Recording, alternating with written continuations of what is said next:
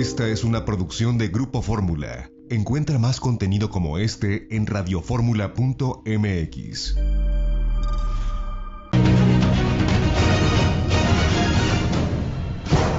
Mi queridísimo Fernando Ávila, ¿cómo te va? Ya decíamos que la discusión y este tema de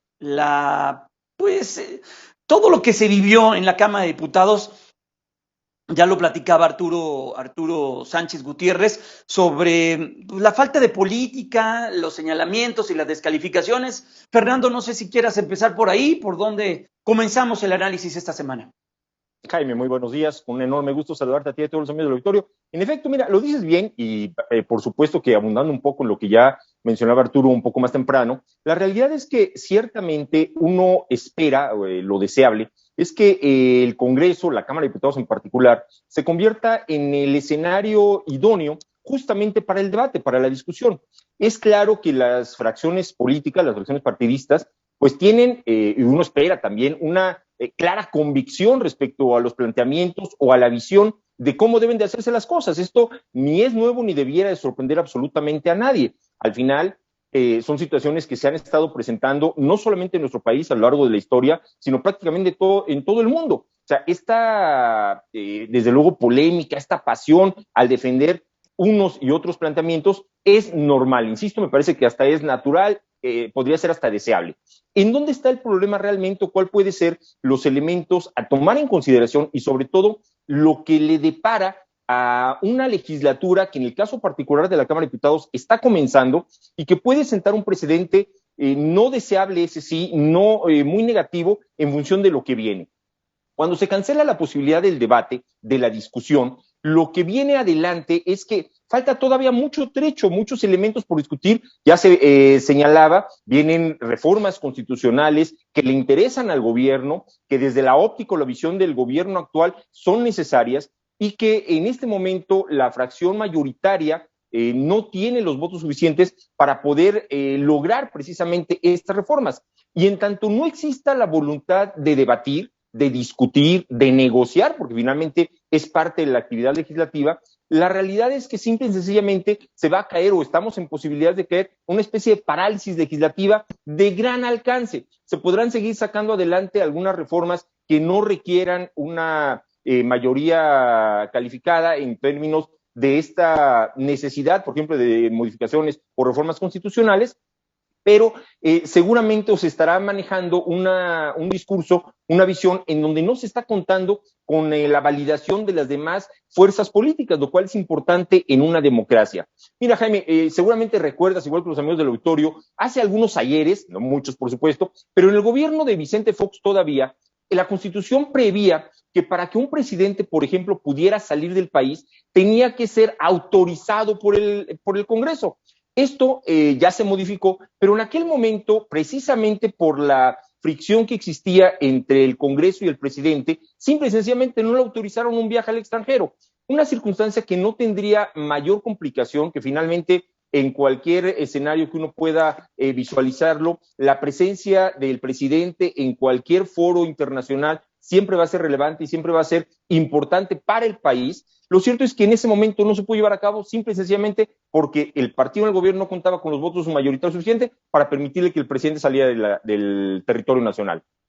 Hoy esto ya no es un requisito, basta con que el presidente informe que va a salir, pero hay otros muchos aspectos que necesariamente, insisto, van a necesitar, requieren la coincidencia, la negociación al interior del Congreso, y el cancelar de alguna manera el debate simple y sencillamente no abona a la democracia y no abona a muchos de los planteamientos que, insisto, el gobierno prevé en su visión, necesita para poder operar adecuadamente. Esto es quizá lo más grave, Jaime. Me parece que hay un elemento que uno tendría que estar considerando. Cuando no existen los argumentos, es cuando sobran los insultos, cuando sobran las descalificaciones. Y es lo que me parece no se puede permitir. Bienvenida la polémica, bienvenido el debate, bienvenida, por supuesto, la pasión. Ese es el escenario óptimo para ello, pero con altura, con argumentos, con necesario debate que le hace bien al país, que le hace bien a los ciudadanos, que lo escuchemos, que lo estemos permanentemente enfocándonos en ello y no que la nota sea precisamente el cúmulo de insultos o de denotaciones personales o de descalificaciones particulares que se hayan podido llevar a cabo dentro de lo que debería ser una discusión de debate de altura respecto de qué se hace con el dinero público, Jaime. Pues sí, es lo que estamos viendo, es lo que decíamos, la visión de una sola persona y de una sola idea de gobierno o de país es lo que pues prevaleció en esta, pues no discusión, más bien señalamientos, falsas verdades, medias verdades, no sé, este tipo de cosas que luego señalan los diputados y que con afán de argumentar o de que prevalezca su visión que tienen de país, pues no permiten que otras ideas permeen. Veíamos, y lo platicábamos hace unos minutos con el propio Arturo, quizá de estas propuestas que tenía esta alianza, la alianza opositora que es PAN, PRI, PRD, pues quizá había buenas ideas que podrían sumarse a la visión que tiene el gobierno federal, pero como vienen de esta alianza, pues no son permitidas, por así decirlo, en la visión que se tiene y en la discusión que se llevó a cabo. Absolutamente. Mira, el punto aquí es quizá a veces hasta las formas. Para que nuestros amigos del auditorio tengan una visión un poco más amplia, lo que sucedió estos últimos días fueron la discusión de las reservas. La oposición plantea una serie de reservas a la aprobación general con la finalidad de que se someta a consideración si se discuten o no se discuten, ni siquiera si en principio, por supuesto, se aprueban. La mayoría desechaba siquiera la posibilidad de la discusión de esas reservas.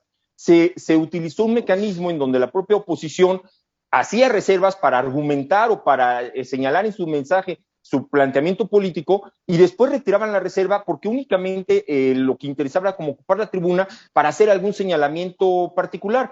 Esto pudo haberse llevado a cabo en un debate por las reservas, sobre las propias reservas, claro, y eventualmente votarse y desecharse si no convenía, pero el simple hecho de abrir la posibilidad del debate como tal, de escuchar otras propuestas y como bien lo señalas, el que eventualmente se analizara si podía o no ser conveniente para el propio proyecto del actual gobierno. Pero la cancelación del debate como tal, insisto, me parece que es no deseable por lo que viene, por todo el trabajo legislativo que aún está por delante. Esta legislatura lleva 2 meses de haber arrancado. Pues es lo que te iba a decir. Imagínate, esta legislatura tiene le quedan 3 años de legislatura. Por supuesto, le queda todavía mucho camino por avanzar. Y el riesgo es precisamente ese, que ante esta cerrazón al debate o a la discusión, pues simple y sencillamente de pronto se cancele toda posibilidad por parte de la oposición de llegar a otro tipo de debates o de negociaciones y que simple y sencillamente se caiga en una especie, insisto, de parálisis legislativa en reformas de gran alcance. Sabemos que lo normal podrá pasar, como pasó en este caso el presupuesto de egresos, pero situaciones mucho más profundas seguramente quedarán un tanto entrampadas, como bien se señalaba, con algunas inclusive que son de mucho interés o de mucha importancia para la visión del actual gobierno, Jaime. Bueno, pues veremos qué es lo que ocurre. Gracias, Fer, cuídate mucho, que estés muy bien, muy buenos días.